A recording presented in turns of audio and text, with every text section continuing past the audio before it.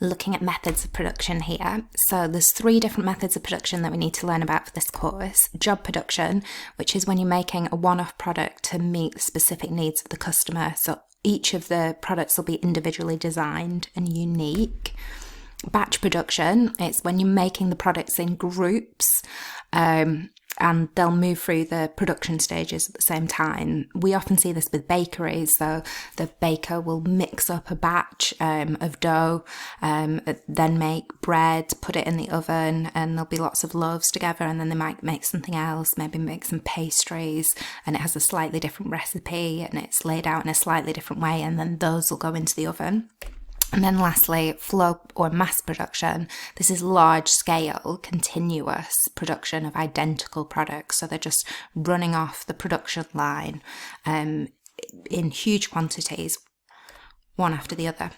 So here's some past paper questions. So very common to get these ones where you have to identify what method of production you'd use for different scenarios. So one-off wedding dress, so because we can say it's one-off and it's a unique design, job would be the most appropriate.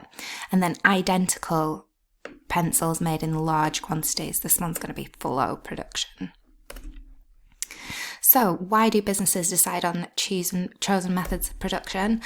It really depends what you're making. So with job, the cost is going to be really high as it's customized to the individual needs of the customer, but the quality as well is going to be high because it's very suited to them and there's only one of them made. So I think about structural engineering and bridges. They're very unique to that particular place and the geography of a place.